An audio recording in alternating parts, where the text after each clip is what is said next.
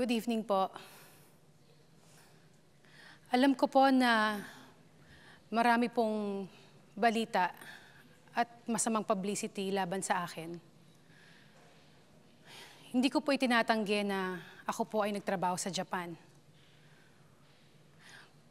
Ngunit malinis, desente, at may pagmamalaki ko po ang aking naging trabaho doon.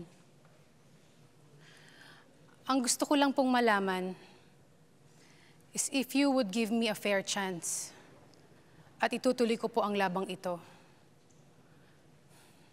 At kung sa tingin po ninyo na hindi ako karapat-dapat, ay irerespeto ko po ang inyong desisyon. Thank you po.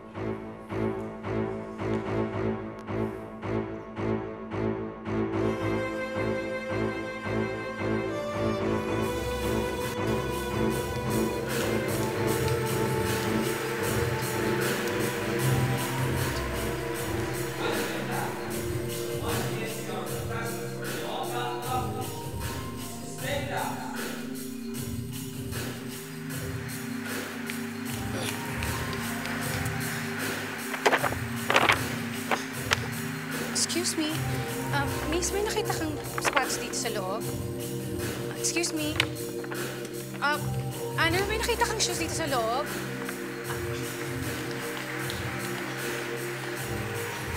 Excuse me, sis, baka nakita niyo yung sapatos ko. Dito lang yung kanina eh.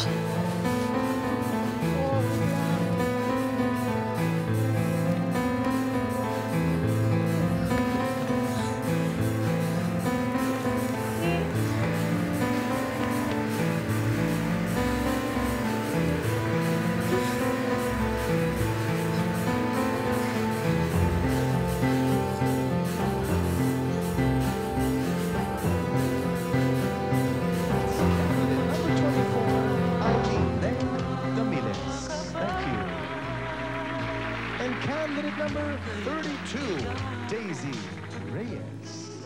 Our 5 finalists for the 1996 Binibining Pilipinas Beauty Pageant. Why don't we start with candidate number 34, Yeda Marie Mendoza. Candidate number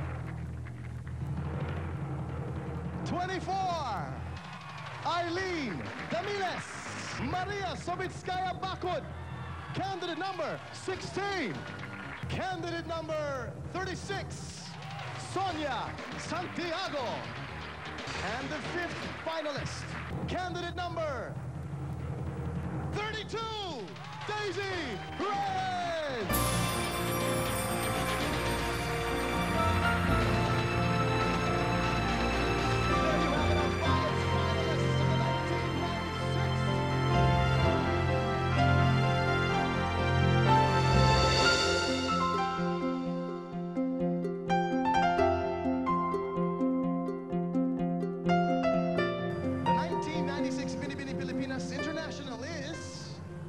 Candidate number 34, Yeda Marie Mendoza.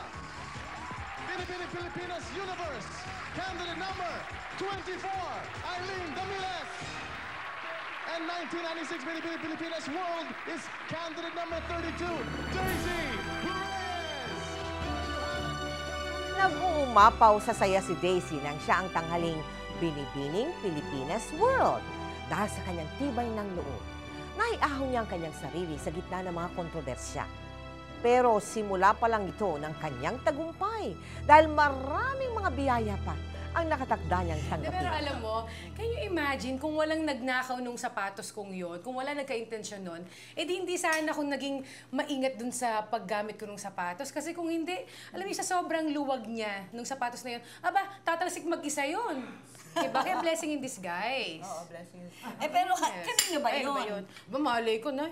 Basta nakita ko lang nung nakakalat dun sa flooring. Tapos yun, naghanap na lang ako ng size na kakasya sa akin. Alam mo naman ang paa ng anak mo. Oo, size giant. 10, giant. Giant talaga. Alam mo, Daisy, Oo. napansin ko, ina-announce pa lang yung first at saka second runners-up. Iyak ka na nang iyak. Nako naman, tita. Ikaw ba naman? Siyempre, hindi ko naman ine-expect na mananalo ko doon, di ba? Tapos kung papansinin niyo yung tape, kung mapapanood niyo uli, second runner-up, akala ko ako na. First runner-up, akala ko ako na. Aba, hindi pa rin ako tinawag. Kaya tatlo na lang na kami natira. Miss International, Miss World, Miss Universe. Aba, wala na akong pakialam. Kahit anong award, okay na sa akin doon. Di ba? At least may title ako. Oo nga. Diba? Ay, nako, anak ko. Alam mo, talagang napakasaya namin para sa'yo. Dahil napakabait mong bata, kaya hindi ka pinababayaan ng Diyos. Manay naman, paiiyakin ako. Hindi naman, sinasabi lang natin ang totoo, di ba? Proud talaga. Pero alam niyo, tita, Nay, naalala ko tuloy yung sinabi ng lolo sa akin dati na, alam niyo yun, yung sa Diyos, walang imposible, di ba? Oo naman. Kapag nananalig ka. Totoo yan. Nananalig tayong lahat, di ba? Amen! Amen. Kakain muna. Matapos manalo sa Binibining Pilipinas, nagsunod-sunod ang mga TV at movie offers kay Daisy. Nakilala niya si Jojo Gabinete. Ito ang nagpakilala sa kanya kay Lolit Solis na siyang naging talent manager niya. Lumabas si Daisy sa kanyang unang pelikulang Wag na Wag Kang Lalapit Darling kasama si Earl Ignacio. Nasundan ito ng pelikulang Hinahanap-Hanap Kita, kung saan kasama naman niya si Aga Mulak. Nakasama din niya ang mga artistang gaya ni na Rudy Fernandez at Lito Lapid. Kasabay sa pag-angat ng kanyang career, nagkarelasyon siya ng isang sikat na basketball player. Subalit, hindi naglaon ay nagkahiwalay din sila. Dahil sa tinatamasang tagumpay, nakabili si Daisy ng isang bago at mas malaking bahay.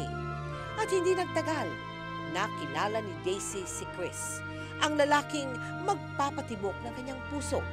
Naging magkasintahan sila hanggang sa magbunga ang kanilang pagmamahalan.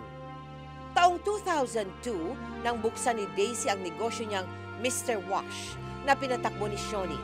Naging matagumpay ito, kaya nasundan pa ito ng isang water refilling station.